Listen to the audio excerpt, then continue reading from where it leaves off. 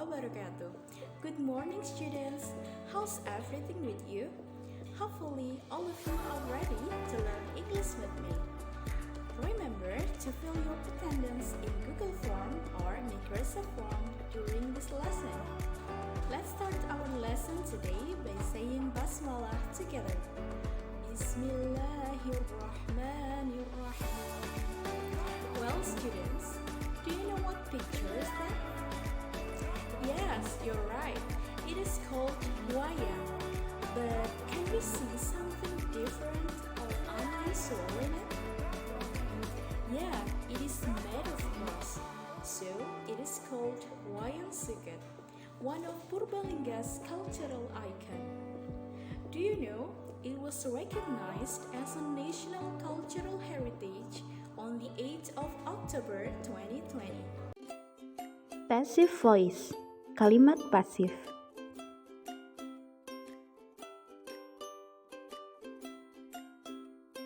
Setelah mempelajari materi ini, peserta didik diharapkan dapat menyusun kalimat pasif sesuai konteks penggunaannya dengan penuh percaya diri. So, lingkup materi yang akan kita pelajari hari ini meliputi perbandingan kalimat aktif dan pasif dan struktur kalimat pasif. Well, langsung saja. Yang pertama adalah perbandingan kalimat aktif dan pasif. Perhatikan kedua kalimat berikut dan amati perbedaannya. Kalimat pertama, Salsa writes a novel. Kalimat kedua, a novel is written by Salsa. Ustazah sudah tuliskan petunjuk untuk menentukan perbedaannya. Yang pertama, perhatikan struktur kalimatnya, meliputi subjek, kata kerja, dan objeknya. Yang kedua, perhatikan yang melakukan tindakan dan yang menerima atau dikenai tindakan. Dan yang ketiga, perhatikan tenses dan to be yang digunakan.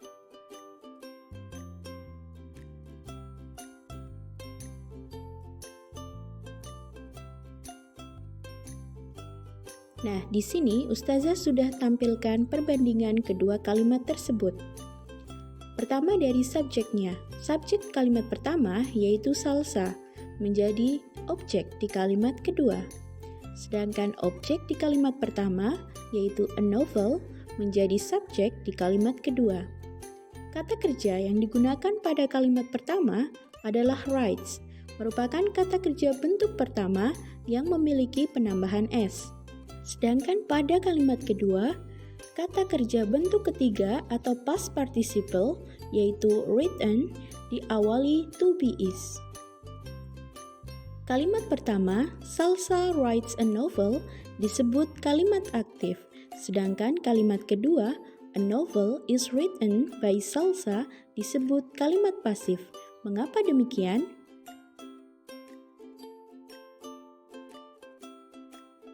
Berikut Ustazah tampilkan perbandingan antara kalimat aktif dan kalimat pasif. Pada kalimat aktif, subjeknya melakukan tindakan atau aktivitas, makanya disebut subjek aktif. Sedangkan pada kalimat pasif, subjeknya menerima atau dikenai tindakan atau aktivitas, sehingga disebut subjek pasif. Berikutnya, kata kerja pada kalimat aktif bisa berubah-ubah tergantung konteksnya. Sedangkan pada kalimat pasif, kata kerjanya selalu menggunakan bentuk ketiga atau past participle dan diawali dengan to be sesuai tenses. Lalu, objek pada kalimat aktif menerima atau dikenai tindakan atau aktivitas.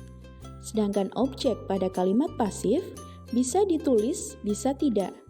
Objek adalah yang melakukan tindakan atau aktivitas.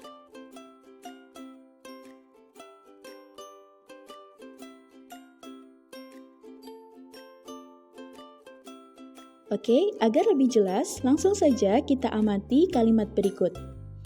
The boy is learning English. Anak laki-laki itu sedang belajar bahasa Inggris. Nah, subjek kalimat tersebut adalah the boy atau anak laki-laki, sedangkan kata kerjanya adalah is learning atau sedang belajar.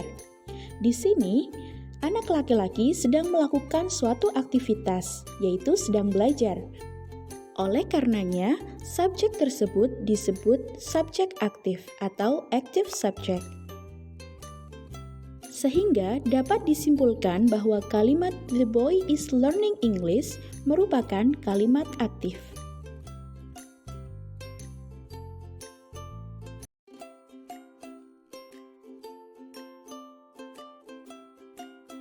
Next, mari kita amati kalimat berikut. The fried rice is served. Nasi goreng disajikan. Subjek pada kalimat tersebut adalah the fried rice atau nasi goreng. Sedangkan kata kerjanya adalah is served atau disajikan. The fried rice menerima sebuah tindakan, yaitu disajikan. Oleh karenanya, the fried rice disebut subjek pasif atau passive subject. Sehingga dapat disimpulkan bahwa the fried rice is served merupakan kalimat pasif. Alright class, let's start the quiz session. Is it active or passive voice? Tentukan apakah kalimat berikut termasuk kalimat aktif atau pasif. The first sentence, angklung is made of bamboo.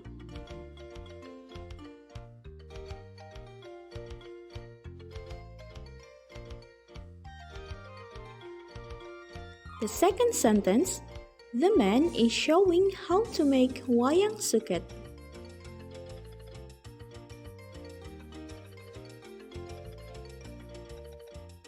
The third sentence, Indonesian batik is officially recognized as a masterpiece of oral and intangible heritage of humanity on the 2nd October 2009 by UNESCO. The fourth sentence, ulos is worn in special events like weddings and funerals.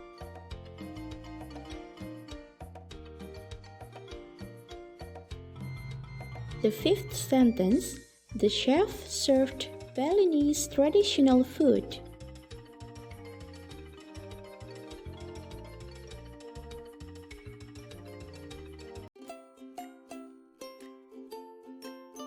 Struktur kalimat pasif dalam 7 tenses. Nah, berikut ini Ustazah sudah tampilkan contoh-contoh dan rumus kalimat aktif dan pasif dalam 7 tenses. Silakan bisa di-screenshot untuk menyimpan materi ini.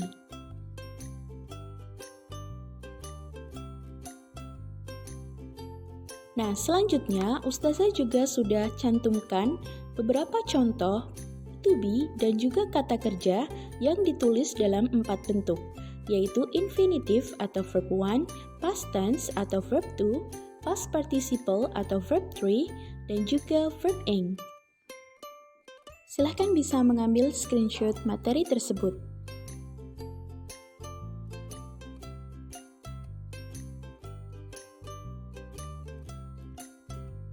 Oke, selanjutnya kita akan praktek untuk menyusun kalimat pasif dari kata kerja tell, yang artinya bercerita.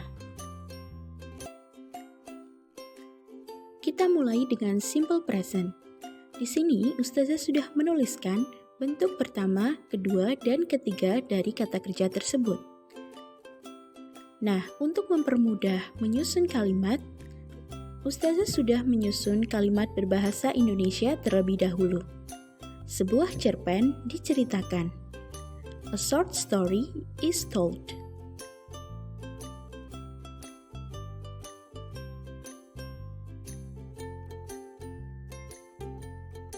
Next, simple future. Sebuah cerpen akan diceritakan. A short story will be told.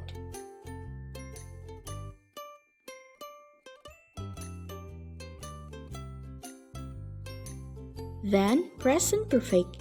Sebuah cerpen telah diceritakan. A short story has been told.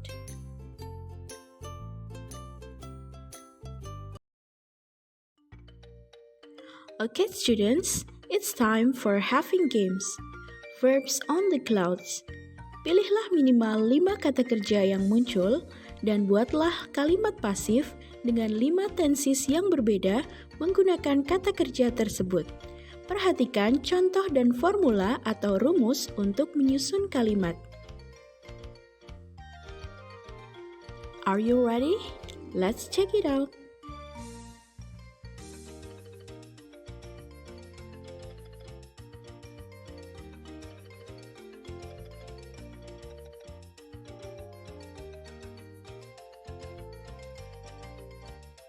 Well, students, before we end our lesson, let's review what we have learned today.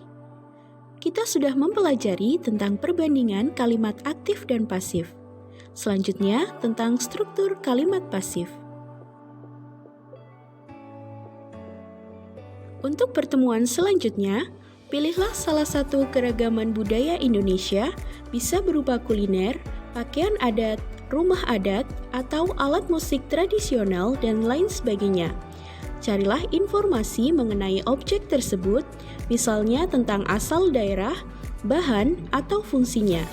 Tulislah informasi tersebut di buku catatan atau Microsoft Word. Selalu terapkan 3M, memakai masker, mencuci tangan dengan sabun, dan menjaga jarak. Menjaga dan melindungi diri sendiri sama artinya dengan menjaga dan melindungi keluarga dan orang-orang di sekitar kita. Tetap semangat dan aktif dalam mengikuti kegiatan pembelajaran jarak jauh. Let's say hamdalah together. Alhamdulillahi Rabbil Alamin. Thanks for your attention and wassalamualaikum